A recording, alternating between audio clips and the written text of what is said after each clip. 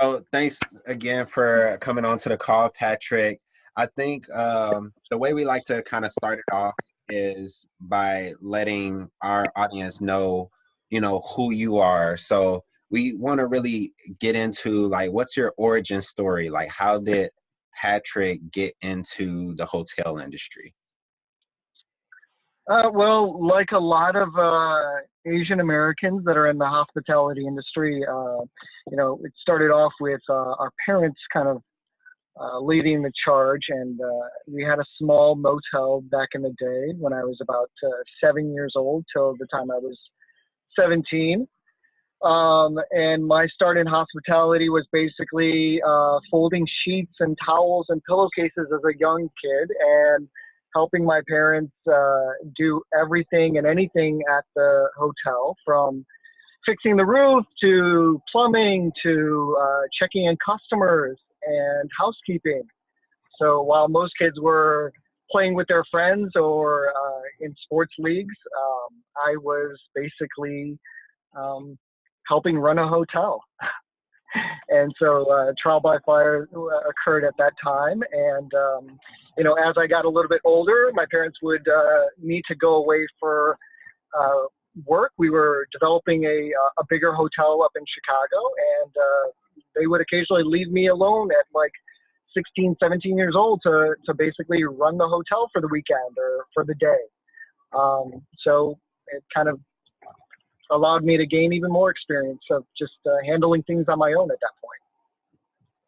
That's amazing. And then eventually, yeah, it's kind of crazy to think about it now. And, like most kids who are in a family business, you kind of resent it because you're upset that you're not having fun like your friends are, and you're kind of working, or you have to deal with the time requirements that are involved in a family business, or when your parents are running a business for themselves and you don't really get quality family time or vacations or trips like that.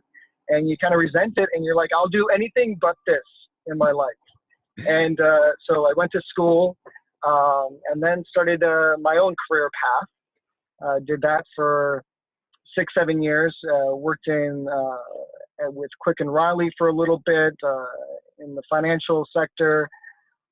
Did a few other small jobs here and there while I was in school also. But then noticed that my parents were putting in still long hours, 12, 14, 16 hours a day, and wanted to help them out, and felt like it was a win-win scenario where there's a bit of establishment in the business that they had developed. At that time, they had a small 50-room hotel in Chicago, in the suburbs by O'Hare. And so I thought there was a foundation there, and I could also come in and kind of stop them from working 16 hours a day. So I made the promise that I would come back and join the business, and they'd always been trying to lure me back constantly, even when I had other jobs. They're like, come back and come into the family business, etc. So I finally agreed with the condition that they would not work as much, and kind of steer them towards retirement. They're workaholics, like many Asian Americans are, especially those who have their own business. So it's kind of hard for them, but we kind of steadily grew ourselves from 2006 till now. And we're, I would say, a medium-sized hospitality company at this point. And we're actively trying to grow as we've kind of talked about or alluded to before our conversation started here. But yeah, that's pretty much the gist of my story. Yeah. Nice. That's amazing too, because like you said you pretty much started this journey from like what was it, 7 to like 17, and at 16 sometimes you were running it on your own. Like that's crazy, because when I think of who I was at 16 years old, I definitely wouldn't be running a hotel. I couldn't even run my own house, let alone you know, a hotel or like any type of business for that matter. So I think Yeah. it's really cool that your parents kind of started you on a path, giving you a skill that, would I guess, pay off eventually. Yeah, that was really awesome. I mean, if you've got a roof that needs repairing, just give me a call. I'll be down there. I definitely will. Right. So how many hotels do you guys manage now?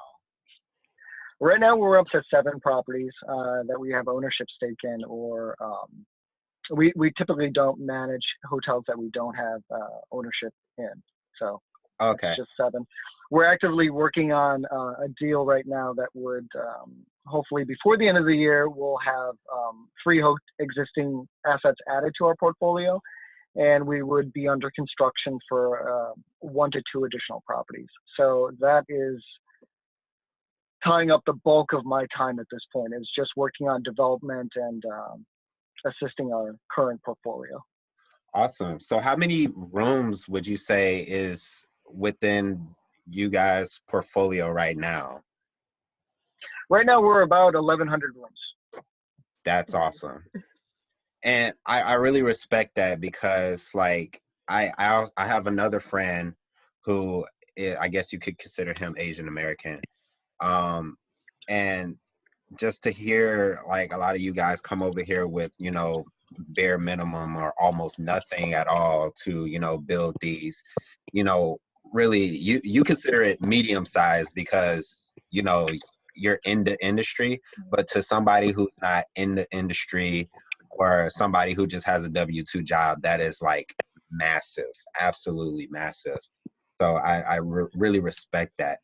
So just out of curiosity, you said before that you, like when you were younger, you were the one, you know, cleaning some of the rooms, folding the sheets, you know, you were probably, you know, at the reception desk sometimes. What would you say now is your day to day? Because I'm pretty sure it's really different now as opposed to then.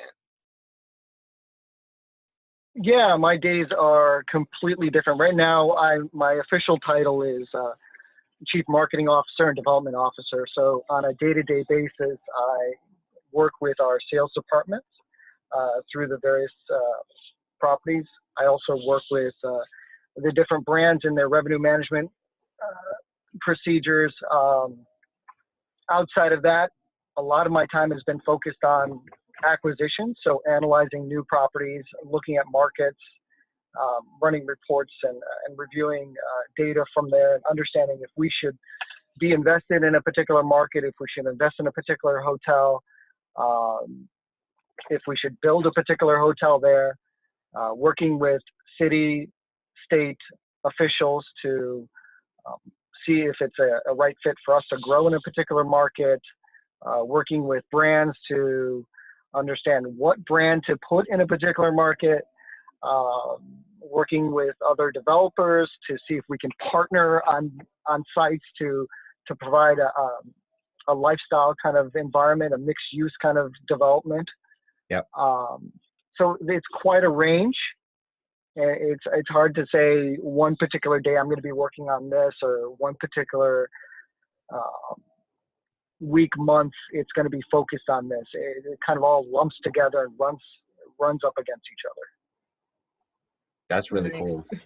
So you said that one of your roles in your day-to-day is the acquisitions. So for someone that doesn't have experience, like when they were 7 in the hotel industry, how do they go about acquiring a hotel? That's a good question. You know, if you don't have, I wouldn't say that you need to have experience in the hospitality industry in order to get into it. It's basically, it's a service industry and it's a people industry. So as long as you have a passion for working with people, working with, you know, your associates, your employees, and kind of have that goal of, you know, providing a great experience for them. I think that's basically all you need to have as far as the foundations of it.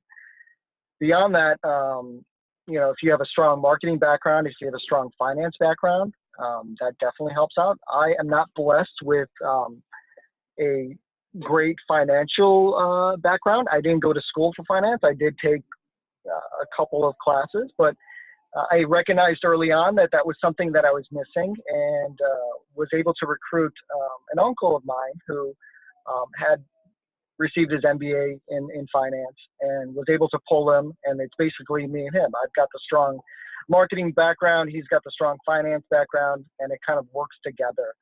We kind of learn from each other as we move along in our careers. But there's that safety net. If there's something that I don't understand, if there's something he doesn't understand, we can kind of rely on each other. And I think that's important for all teams, is to not assume that you know everything, and to find the areas where you're weakest at and get help in those departments. And if you can find somebody you trust and can work with and kind of have the same vision for the short or long term, that's going to be really beneficial for you. Yeah, I totally agree. And I wanted to speak on something that you kind of brought it up earlier, but you also brought it up the first time I met you. And you were talking about how, like, there's this kind of hustle that goes into, like, the business that you're in. And I find it kind of interesting how, I mean, with that many hotels under management and that many rooms, I'm pretty sure you make a decent amount of money, regardless of whether you're, in the, actual hotel working, or, somewhere else, probably on vacation. But you told me that, you prefer to be, kind of in the business and, growing it. Can you expand on that a little bit? Because I feel like we're kind of in an age where, like, being an entrepreneur and passive income is, this really sexy thing that everybody wants. But I feel like what you said, like the 13, 14-hour days, a lot of people don't necessarily take that into consideration. So what would you say to somebody, coming in who maybe thinks, oh, I'm gonna just get a hotel and I'm gonna just sit on the beach somewhere?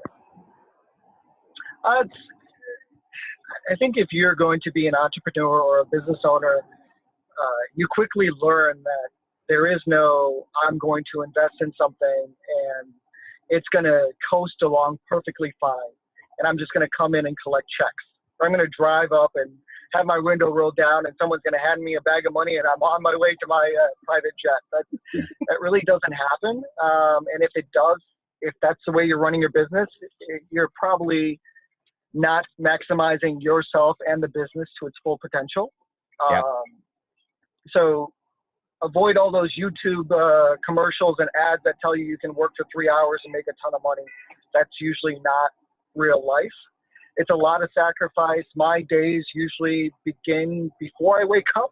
I'm usually woken up by someone calling me early in the morning, either from a different time zone or an issue that's occurred at our property that needs resolution, a group that might be coming in, some sort of technical issues that might be going on, to voicemails or alerts on my phone that kind of go off. And my days usually don't end until I close my eyes, probably around midnight, 1 or 2 o'clock in the morning. And sometimes even earlier than that. The smaller you are, the more you're going to work because you don't have that infrastructure in place. You don't have that strong core team that can handle every little issue for you, and you're going to be handling all those situations. You're going to be putting out all those fires. It's all going to rest on you. And even as your company grows or you advance, the responsibilities just shift. They don't become minor details of making sure XYZ person is taken care of or client is taken care of. It becomes an aggregate, and the amount of time that you need for it does not change. It just becomes allocated in a different way. Right. And that's I'm glad you said it, because honestly, when I first met you, I didn't necessarily fully understand that. But like after, a few months go past, business kind of hit me in the mouth a couple times, after like being in it for a while, I did want to get that perspective from you again, because now it's like I actually get it. Like before, when you said it before, I didn't necessarily get it, but like, and I do want to reiterate that to a lot of our viewers that, you know, like it kind of feels like the work needed to make these things successful doesn't necessarily um like go down, but it just transforms into different types of work. And Exactly. And if your goal is to just make a ton of money, there's other ways of doing it that probably are less stressful or time intensive. But I mean, I don't think that's our primary goal. And we kind of spoke about that. But my goal is not to just make a ton of money. And I think a lot of people in this industry have that same mentality too, where we have a passion for what we do. We want to make a difference not only in our lives, but our associates' lives and our guests who, you know, we deal with 20 to 30,000 guests on average at each property. And I want to ensure that they have a memorable experience when they're staying at our properties. I'm a traveler. I have vacations every once in a while. They're usually 48 hours or less, but when I do travel, you know, I kind of see the flip side of it, and I understand how important it is to save up $100 or $150 and give it to a hotel, and the level of expectation that we need to provide, so that, you know, they feel like it was worth it. right.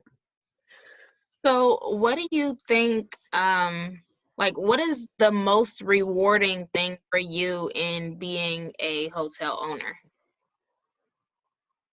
I think it's just a competition. I wake up every day just wanting to do better than, you know, the day before, the year before. To me, it doesn't really matter if I have one hotel or 150. It should be that, are we attaining the level of expectations and success at each property that we expect?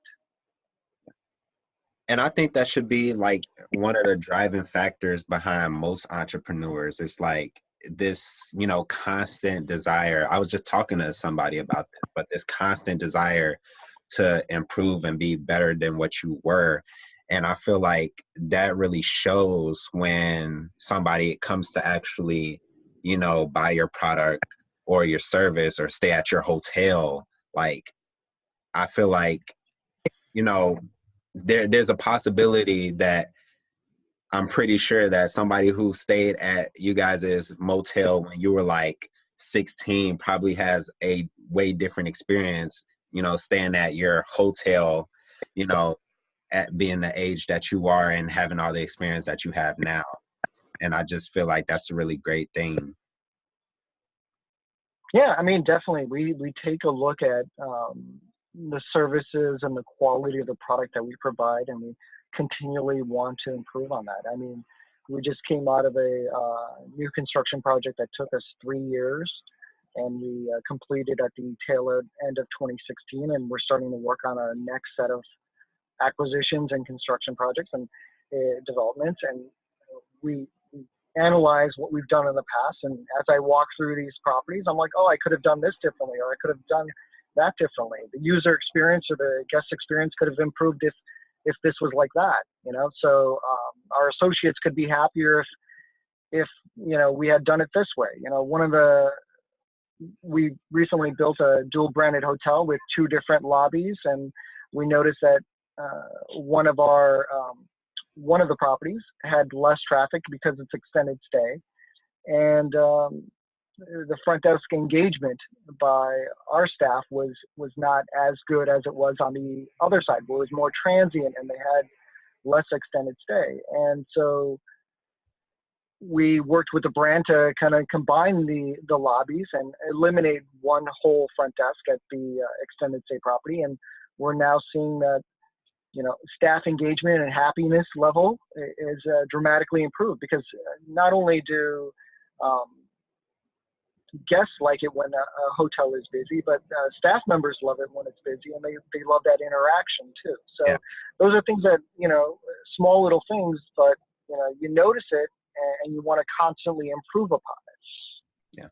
Yeah. And another question I have, we're going to start wrapping up now because I think you said you were busy at about 6:40 something. So another question I was kind of curious about just for myself, and I'm pretty sure viewers would be curious about it too. What are some of the key indicators that you look for in a market that will be good for a hotel? It all depends on your the kind of hotel or operator you want to be. I think each market has its own strengths and weaknesses.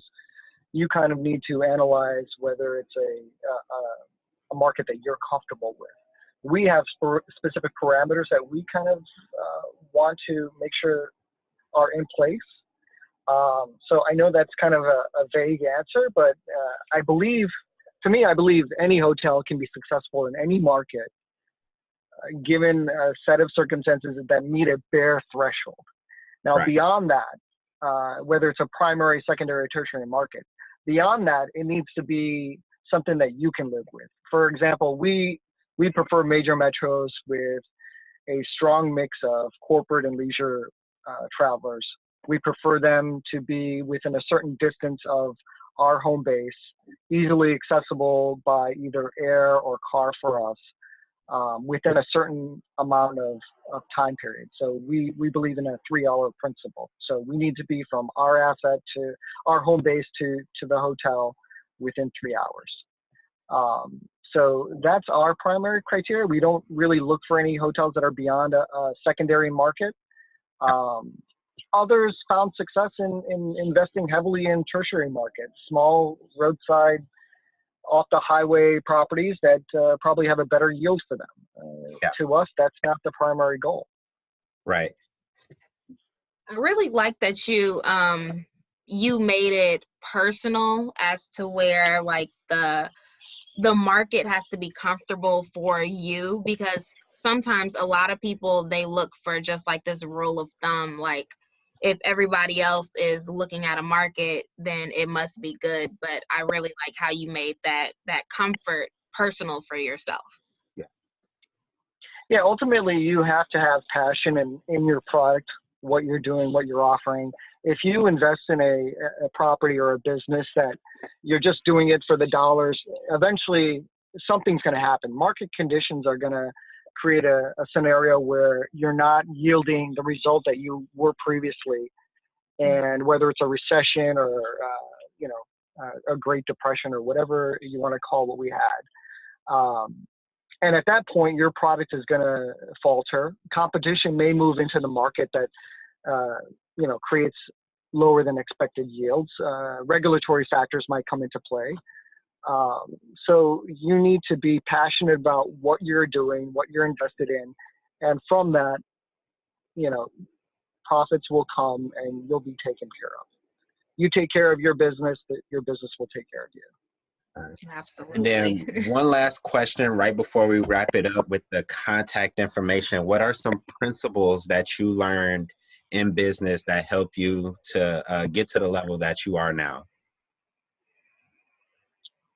I think no matter what business you're in, whether it's software or retail, it's a people business. For so sure. Maintaining those strong relationships from your clients to your staff is crucial. To your investors also as well, to not only city officials. I feel like I should restart that question because it's so widespread. It's like I said, from city officials to your staff to your investors to your clients. They all maintaining that happiness level, making sure that everyone is taken care of is the most important thing you can do on a day-to-day basis. For sure. Appreciate it. So our final question is, how can people get in contact with you if they want a little bit more advice on hotels, or whether they have a hotel for sale, anything? Sure, we're always looking. So if you have a hotel for sale, please definitely reach out to me. But if you would like to talk to us for anything in particular, you can visit us at trivedihospitality.com. And there's a contact page there, and feel free to fill that out, and someone will get in touch with you. Awesome. So thanks for having us. Well, not having us on, but thanks for coming on to our podcast today. We really do appreciate it. We think you added a lot of value to the people who listen to our podcast, because the people who listen to our podcast, you know, sometimes they're, you know, already rocking and rolling in the industry and killing it and just trying to make it to the next level. Some people are trying to figure out what they are actually, you know, trying to do, you know, what is their calling as a entrepreneur. And we feel like, you know, having different people on, such as yourself, in different industries will help people figure that out. And maybe if they're in another industry, maybe they picked up a couple points that can help their business, because some, you know, key points in businesses cross over between industries. So thanks for all your wealth of knowledge today. We really appreciate it. Yes, thank you so much. You're welcome. Thank you. Thanks for having me. No problem.